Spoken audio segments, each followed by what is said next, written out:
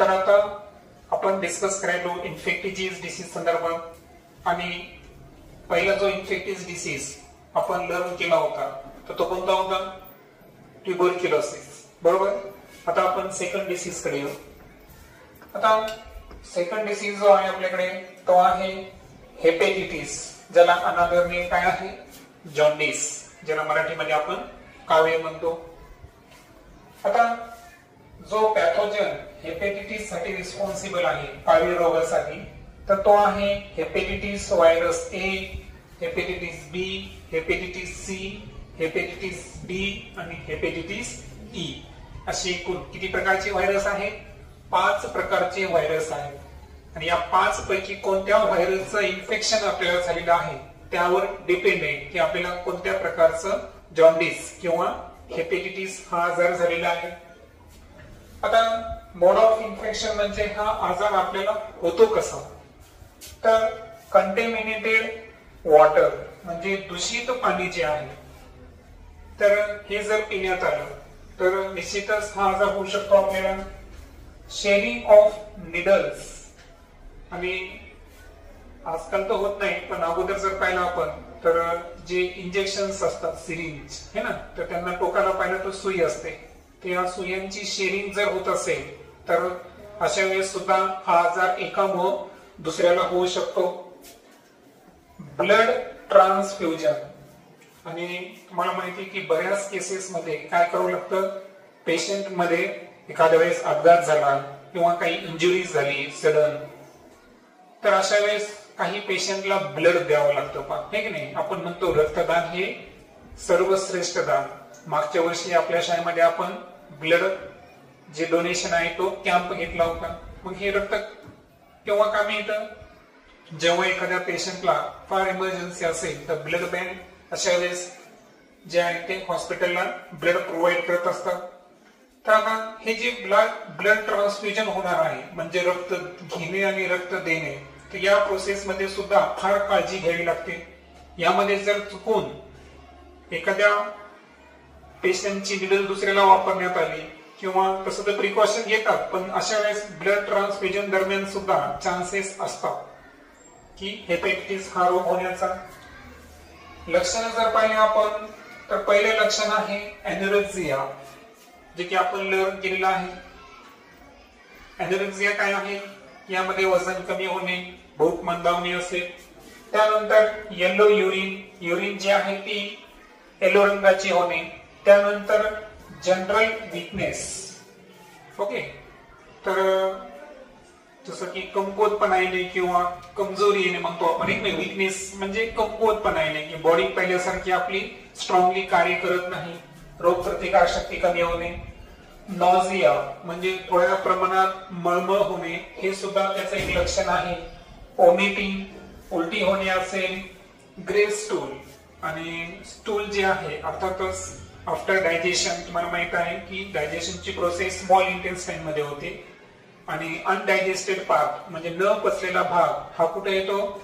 Large intestine. आणि त्यानंतर त्यापासून तयार होतं पहा एक्सेट्रा, ज्याला आपण स्टूल म्हणतो. तर हे स्टूल जनरली येलो रंगाचं असतं, पण ते जर ग्रे रंगाचं असेल तर ते सुद्धा हेपेटिटिसचं काय लक्षण आहे. प्रिव्हेन्शन अँड ट्रीटमेंट, मग हा रोग आपल्याला होऊ नये म्हणून काय काळजी घेता येईल किंवा काय उपचार असेल? तर पहिला आहे ड्रिंकिंग बॉइल्ड वॉटर. आता एक लक्षात घ्या, पाणी दिसायला स्वच्छ आहे म्हणजेच ते मुळे आपल्याला आजार होणार नाही असं आहे का? नाही. कारण पाण्यामध्ये असंख्य अशी सूक्ष्मजीव असतात की जे उघड्या डोळ्याने आपल्याला दिसत नाही, पण त्या पॅथोजनमुळे आपण आजारी पडू शकतो. म्हणून पाणी तुमच्या विहिरीचं असो, डोअरचं असो का जारचं असो, फिल्टर पाणी म्हणतो आपण, पाणी नेहमी उकळून थंड करून प्यायचं. So drinking boiled water.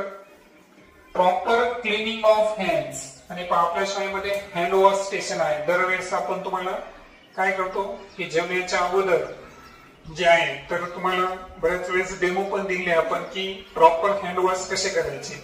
तर हँड वॉश मुळे सुद्धा आपण खेळत असताना, हे की नाही, किंवा आपण मित्रांसोबत शेअरिंग करत असताना बऱ्याच वेळेस आपल्या हँड्सवर काय जमा होतात? पॅथोजन्स, बॅक्टेरिया, व्हायरसेस जमा होतात. तर अशा वेळेस हेपेटिटिसचे व्हायरस हे जे आहे ते आपल्या हातावाटे आपल्या शरीरात जाऊ शकतात. त्यामुळे आपण काय करायचं आहे, वारंवार म्हणजे वारंवार म्हणण्यापेक्षा जेव्हा जेव्हा आपण बाहेरून आलो, खेळून आलो, तर अशा वेळेस आपण प्रॉपर क्लिनिंग करायची. कशाची? हँड्सची. त्यानंतरचा पुढचा आजार आहे डिसेंट्री. डिसेंट्री जी होती ती होती बॅक्टेरियामुळे, म्हणजे जीवाणूमुळे होऊ शकतं, व्हायरस विषाणूमुळे, किंवा काही शिगेला, बॅसिलाई, अँटेमोएबा हिस्टोलिटिका, हे सर्व पॅथोजेन्स आहेत. बॅक्टेरिया असतील, व्हायरस, काही प्रकारचे प्रोटिस्ट सुद्धा आहेत. तर यांच्यामुळे आपल्याला डिसेंट्री हा आजार होतो. डिसेंट्री होण्याचं मोड ऑफ इन्फेक्शन जर पाहिलं आपण तर दूषित अन्न आणि दूषित पाणी, कंटेमिनेटेड फूड अँड वॉटर. आणि त्यामुळे तुम्हाला मी स्ट्रिक्टली सांगत असतो की बाहेरचं उघड्यावरचं जेवायचं नाही. म्हणजे हॉटेलमध्ये तुम्हाला माहित आहे की त्यांनी प्रॉपर काळजी केली असेल, म्हणजे त्यांनी विशिष्ट काचेमध्ये वगैरे डब्यामध्ये अन्न पॅक असेल तर अशा वेळेस खायला हरकत नाही. पण हॉटेल्समध्ये अन्न जर फूड ओपन ठेवलेलं असेल तर असं अन्न केव्हाही आपण खरेदी करायचं नाही आणि खायचं नाही. सिम्पटम जर पाहिलं तर वॉटरी स्टूल. आता स्टूल जे आहे ते वॉटरी टाईपचं आहे. ओके, बऱ्याच वेळेस आपल्याला माहिती आहे की जास्त पोटदुखी झाल्यानंतर हा प्रॉब्लेम आपल्याला येतो, ज्याला आपण एक अतिसारचं लक्षण सुद्धा येते. पेन्स इन ॲब्डोमेन, आणि जे आपला उदर म्हणजे पोटाजवळचा भाग आहे यामध्ये बऱ्याच प्रमाणात त्रास होणे, हे सुद्धा डिसेंट्रीचे एक लक्षण आहे. प्रिव्हेन्शन कसं करता येईल तर ड्रिंकिंग ऑफ बॉइल्ड वॉटर. तर थोडस कोमट पाणी प्यायची आपण जर सवय लावली तर ते एक त्याचं महत्वाचं आहे. Proper storage of food. पहा, अन्न हे आपल्यासाठी खूप महत्वाचं आहे, परंतु ते फायद्याचं केव्हा आहे जर ते स्वच्छ असेल, पॅथोजेन लेस असेल तरच. त्यामुळं जेव्हाही अन्न तयार करतो ना आपण त्याचं प्रॉपर स्टोरेज करायचं, म्हणजे कुठेतरी अन्न साठवून ठेवायचं, कुठेतरी प्रॉपर उचलून ठेवणे, हे की नाही, ज्याच्यामुळे कीटक, बॅक्टेरिया यांच्यापासून त्याचे आपल्याला प्रोटेक्शन करता येईल.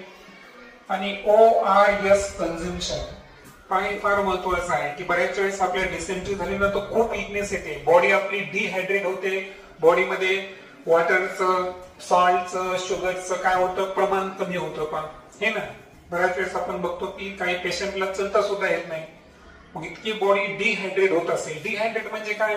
पाण्याचं प्रमाण कमी होणे. फक्त पाणी नाही तर काही इम्पॉर्टंट सॉल्ट असतात, न्यूट्रोलाइट्स असतात, शुगर असतात, तर याचं प्रमाण कमी होतं. तर बऱ्याच वेळेस डॉक्टर तुम्हाला पहा आपल्याकडे एनर्जल नावाचं चलतं पहा, किंवा इलेक्ट्रल नावाचं एक पुडी असते पहा, पहिला तुम्ही ग्रीन रंगाची असते की ते पाण्यामध्ये टाकायचं आणि त्याला आपण विरघळून काय करतो घेत असतो. तर त्याला म्हणायचं ORS. ORS म्हणजे काय? O stand for oral, R stand for rehydration आणि S स्टँड फॉर सोल्युशन. तर ह्या ORS मुळे डेफिनेटली डिसेंट्री मुळे आपल्यामध्ये जर वीकनेस आला असेल तर हा वीकनेस आपण कमी करू शकतो. म्हणजे याच्यामुळे आपल्या बॉडीला काय काय मिळतं? ORS मुळे आपल्या बॉडीला मिळतं सॉल्ट, याच्यामध्ये काही इम्पॉर्टंट पोटॅशियम, सोडियम, हे सॉल्ट महत्वाचे आहे. त्यानंतर बॉडीला मिळतं शुगर, त्यानंतर बॉडीला विशिष्ट प्रकारचे इलेक्ट्रोलाइट्स सुद्धा मिळतात. म्हणजे हे इम्पॉर्टंट कंटेंट्स हे ORS मध्ये असतात. आणि म्हणून डॉक्टर जे आहेत ना, जेव्हाही तुम्हाला डिसेंट्री असेल, पोटा संदर्भात आजार असतील, वीकनेस असेल, बॉडी तुमची डिहायड्रेट, कधी कधी आपण जास्त रनिंग करतो किंवा कष्ट जास्त होतात, कधी उन्हामध्ये जास्त फिरल्यामुळे, हे ना, अशा बऱ्याच केसेस मध्ये ORS अर्थातच ओरल रिहायड्रेशन, दोन प्रोसेस लक्षात आल्या का? बॉडीला झालं काय तर बॉडीचं झालं डिहायड्रेशन. आता डिहायड्रेशन हे कशाला बिलॉंग करतं की बॉडी मधून H2O चं प्रमाण कमी होणे. तर केवळ H2O चं प्रमाण कमी होणे का? नाही, तर सॉल्ट, शुगर, इलेक्ट्रोलाइट्स यांचं प्रमाण कमी होत असेल तर याला म्हणायचं रिहायड्रेशन आणि डिहायड्रेशन. आणि डिहायड्रेशनला विरुद्धार्थी शब्द काय आहे? रिहायड्रेशन. री म्हणजे पुन्हा एकदा बॉडीला हायड्रेट करायचं. बॉडीला पुन्हा एकदा हायड्रेट करायचं म्हणजे बॉडीमध्ये पाणी असेल, सॉल्ट असेल, शुगर, इलेक्ट्रोलाइट्स यांचं प्रमाण आपल्याला काय करायचं आहे? इन्क्रीज करायचं आहे. तर अशा पद्धतीनं ORS जे आहे हे बॉडीचं काय करायला, रिहायड्रेशन म्हणजे पुन्हा एकदा आपल्या बॉडीला H2O, सॉल्ट, शुगर, इलेक्ट्रोलाइट्स हे भरपूर प्रमाणात मिळवून देण्याचं काम हे कोण करतं, स्वतः ORS करतं. आणि म्हणून डिसेंट्रीच्या केसेस मध्ये ORS हे मॅन्डेटरी एक मेडिसिन आहे. त्यानंतर आहे कॉलरा. कॉलरा आजार संदर्भात जर पाहिलं तर ज्या पॅथोजन मुळे हा आजार होतो त्या पॅथोजनचं नाव काय आहे, व्हिब्रिओ कॉलरी. काय आहे, व्हिब्रिओ कॉलरी.